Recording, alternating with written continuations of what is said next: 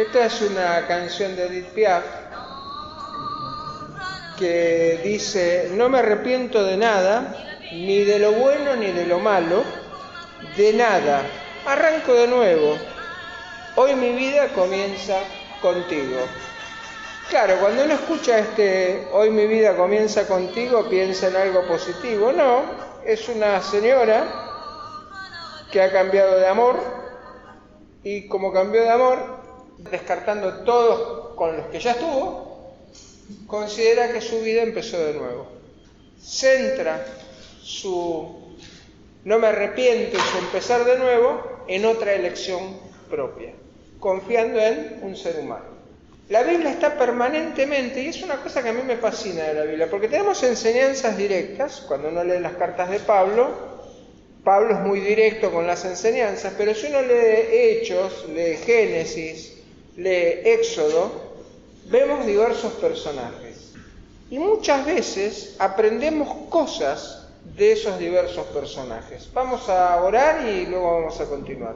Padre y Señor nuestro, en esta mañana te damos gracias por el privilegio de tener Biblias, de poder conocer tu palabra, pero más importante, de conocerte porque tu Espíritu Santo mora en nosotros.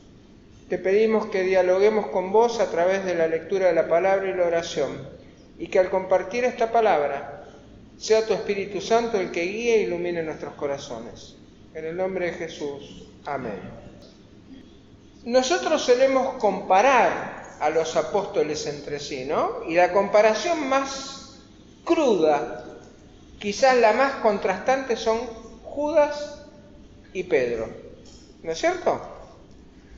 Cuando pensamos en Judas, pensamos en que Judas era un traidor. No fue un instrumento escogido para bien, pero fue un instrumento escogido Judas. De alguna manera la profecía decía que el Mesías iba a morir injustamente y hacía falta un Judas.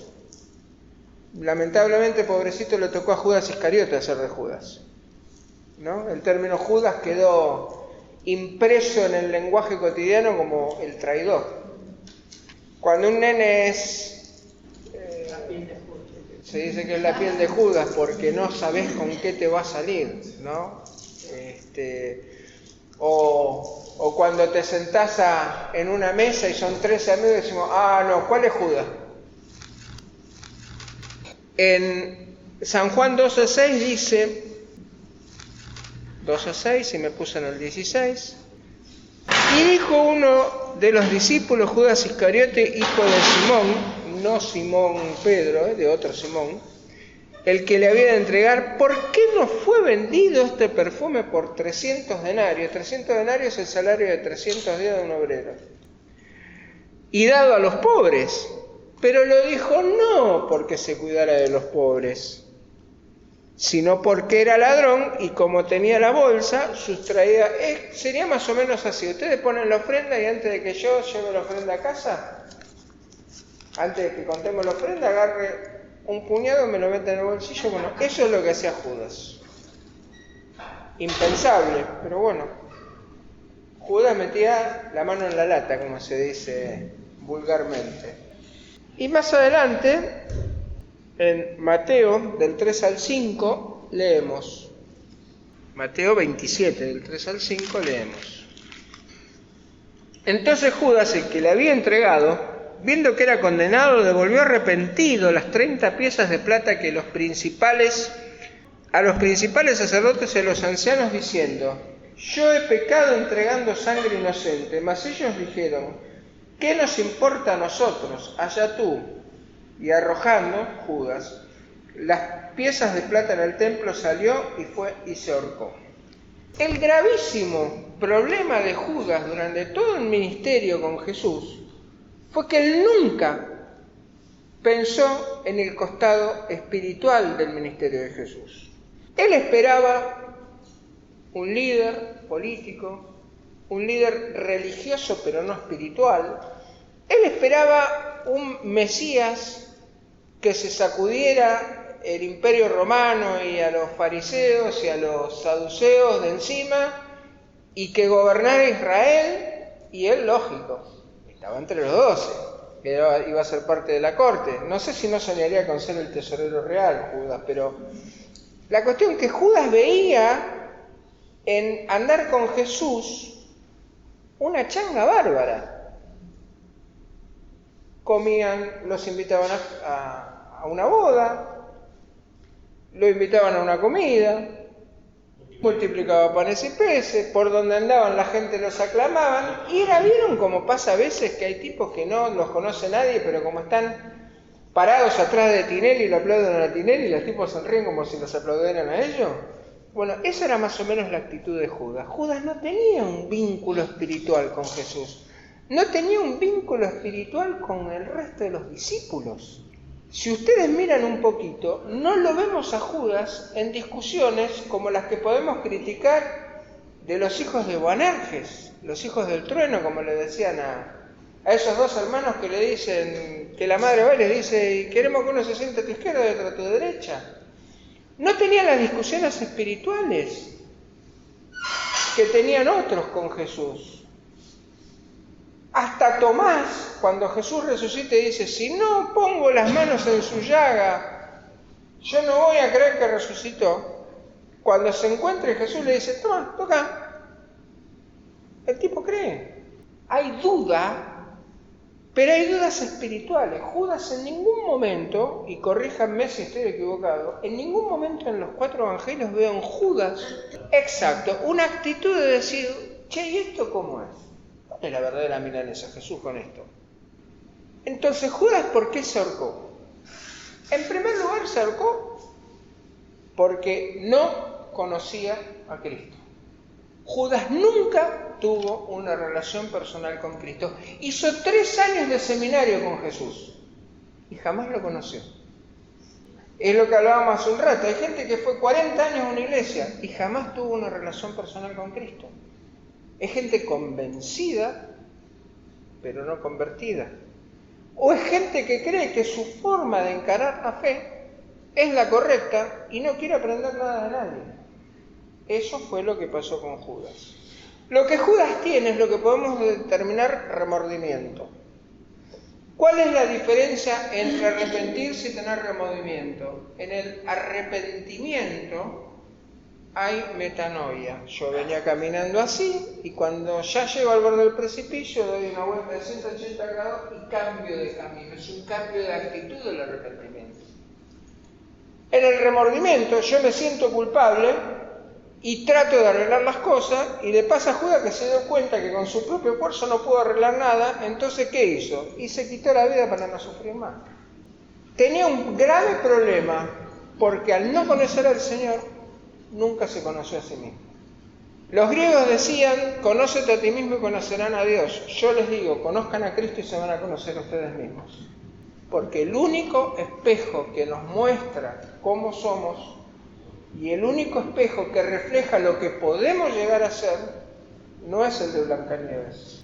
La gente muchas veces dice, no, porque los espejos son mágicos y no, porque las cartas... No. Si vos querés saber cuál va a ser tu futuro, conoce a Cristo. Y entonces vas a saber lo más importante, que el día que no estés, vas a estar en su presencia. ¿Qué va a haber entre medio? No tiene importancia, lo va a manejar Él. Pero que nadie te diga cómo va a ser tu futuro, porque el único que lo sabe es Dios. Así que, pobrecito Judas, porque no nos puede dar menos que dar un sentimiento de compasión, se pasó 3 años con el capo de teología de la mejor universidad teológica que podemos imaginar y murió sin tener idea de quién era Dios y peor de quién era su maestro. Y entonces saltamos a Mateo, donde vemos a Pedro. Me estaba acordando el otro día, ¿te acordás en los fines de los 80, principios de los 90, mediados de los 80, fines de los 80, Operación Andrés? Cada uno invite a uno. Porque en Juan es el único relato de los evangelios, si uno lee Mateo, Marcos y Lucas, cuando Jesús llama, lo llama a Pedro y Andrés, es como que lo llama a los dos. Pero Juan hace una distinción y dice que Andrés fue a decirle a Pedro, he aquí el maestro, vení. como que el primero que siguió el llamado de Cristo fue Andrés, y Andrés llamó a su hermano. Y ahí salió lo que se llamó en ese momento Operación Andrés, que decía, cada uno háblele a uno. No te pedían que hicieras una campaña, no. Que le hablaras a una persona de Cristo, como Andrés le habló a su hermano Pedro, que llegó a ser líder de la iglesia cristiana después de la venida del Espíritu Santo. Mateo 16, del 13 al 16, dice: viniendo Jesús a la región de Cesarea de Filipo, preguntó a sus discípulos diciendo: ¿quién dicen los hombres que es el Hijo del Hombre? Ellos dijeron: unos dicen que sos Juan el Bautista, otros dicen que sos Elías, y otros dicen que sos Jeremías o alguno de los profetas. Él les dijo: ¿y vosotros quién decís que soy yo? Respondiendo Simón Pedro dijo: tú eres el Cristo, el Hijo del Dios viviente. Yo les quiero aclarar una cosa. Pedro era pescador. No era un ignorante, porque de alguna manera era un empresario. Con el hermano administraban una embarcación de pesca y el pescador no es que saca pescado del agua y nada más. Tenía que seleccionarlo, limpiarlo y negociarlo, porque no pescaban por deporte, pescaban como medio de vida. Incluso dice, hay uno de los pasajes que dice que estaban reparando las redes. Quiere decir que era un hombre que tenía un oficio. Era tosco, pero no era un ignorante ni era un inútil. Era un hombre que estaba acostumbrado a la tosquedad de la pesca. ¿Se acuerdan en la época que se podía pasar al espigón de pescadores hace 20 años atrás? Uno iba a Mar del Plata, llegaban los pescadores, ponían los cajones con el sobrante de la pesca, porque ellos juntaban una cantidad que iba para la procesadora, y de repente decía: ¿qué es eso? Corvina, 100 pesos. O sea, el tipo no te dialogaba nada, no, y te lo llevaba. Te lo envolvía en papel de diario y te lo llevaba. Eran toscos, pero no eran ignorantes. Bueno, Pedro era un hombre tosco, por momentos impulsivo, pero, sin embargo, acá la reacción de él va mucho más allá de lo meramente humano, porque él reconoce en Cristo la consumación de las promesas de los profetas de que iba a venir un Mesías, y él lo ve en Cristo. Y ahí está la diferencia con Judas. Mientras Judas era un hombre con cierto nivel cultural, frío y calculador, este hombre tosco, de pocas letras y del vulgo, como dice más adelante en Hechos, reconoce la estatura espiritual de Jesús. Justamente Jesús le dicen: porque no te reveló sangre ni carne, sino mi Padre que está en los cielos. En Pedro había una búsqueda espiritual y un diálogo con su maestro. Después vamos a Mateo 26 del 31 al 34, que dice: entonces Jesús les dijo: todos vosotros os escandalizaréis de mí esta noche, porque escrito está: heriré al pastor y las ovejas del rebaño serán dispersadas. Pero después de que haya resucitado, iré delante de vosotros a Galilea.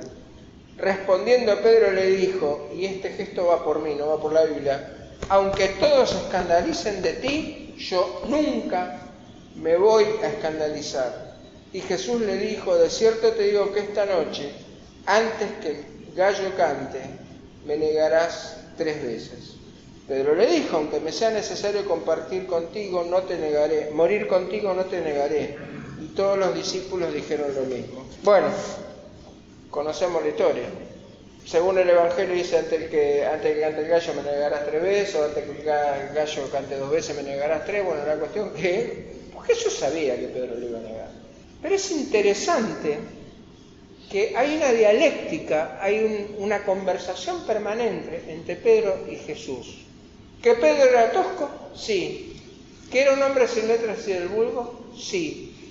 ¿Que era un hombre impulsivo? Sí. ¿Que era un hombre chinchudo? Sí. ¿Que era un hombre que tenía interés en aprender de Jesús? Sí. Con todos sus defectos, Pedro tenía una admiración espiritual por Jesús. Incluso cuando Jesús dice que lo van a crucificar y qué sé yo, o que va a morir, Pedro dice, nunca permitas que eso suceda. Y Pedro le dice, apártate de mí, Satanás. No porque Pedro fuera Satanás, sino porque Satanás estaba metiendo en Pedro la duda de la necesidad de ser crucificado o de dar su vida en rescate por muchos. Pero Pedro tenía una ventaja. Hablaba lo que pensaba, aunque fuera de forma impulsiva, porque le interesaba lo que Jesús le podía enseñar. Pedro hablaba porque quería aprender. Pedro hablaba porque el Espíritu Santo lo guiaba a conocer a su Maestro. En Juan 21, del 15 al 17, leemos: cuando hubieron comido, ¿se acuerdan que estuvieron pescando, no pescaban nada, tiran la red para el otro lado? Cuando llegan a la orilla, Jesús está cociendo un pescado a las brasas.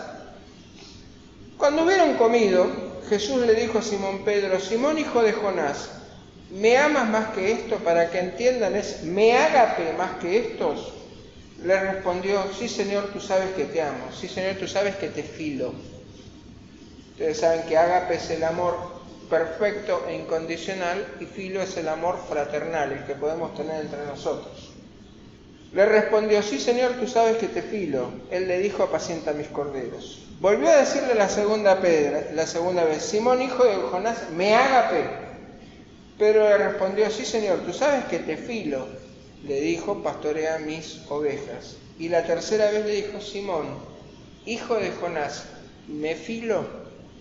Y él le dijo: sí, Señor, tú sabes. Pedro se entristeció de que le dijese la tercera vez: me filo. Y él le respondió: Señor, tú lo sabes todo. Tú sabes que te amo. Amor filial. Jesús le dijo: apacienta mis ovejas.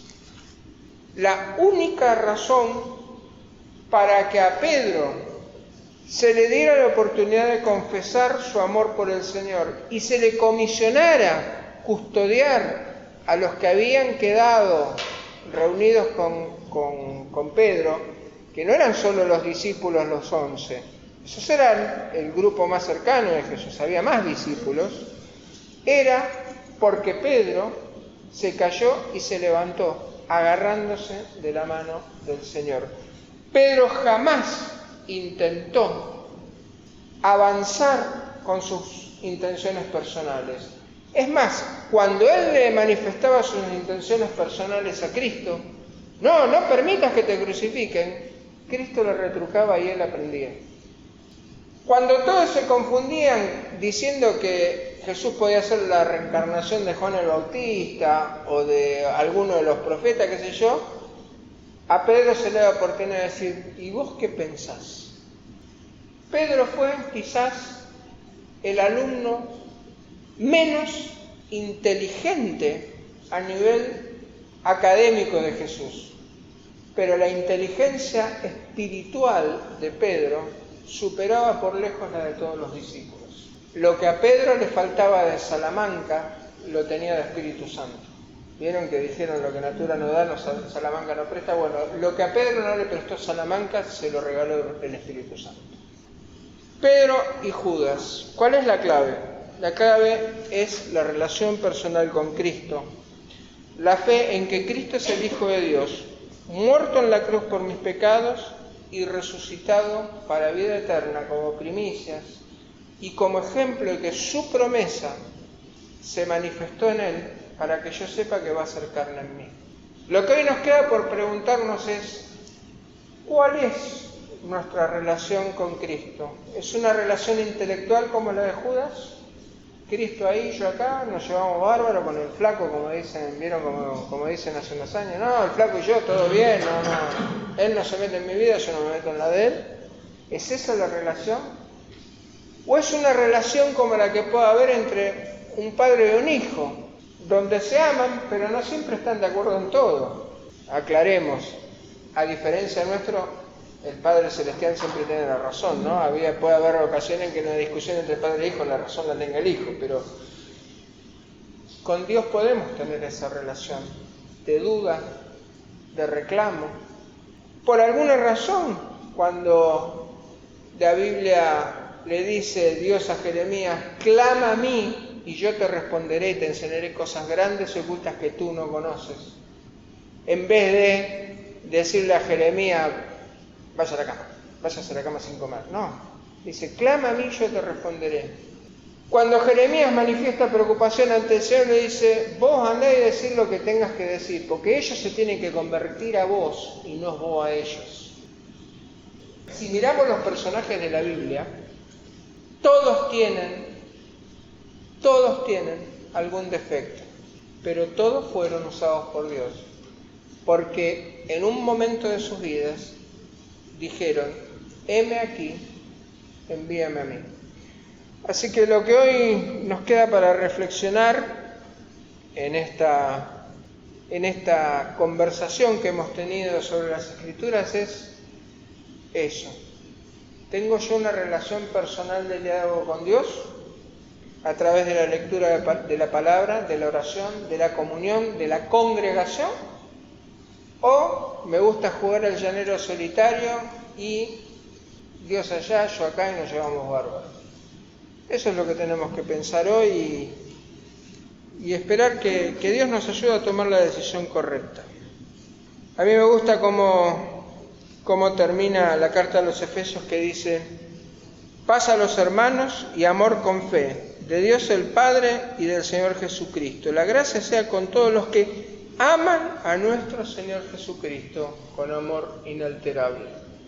Lo único que nos va a permitir una vida de fructífera es reconocer que Dios nunca se equivoca. Que el Señor bendiga su palabra.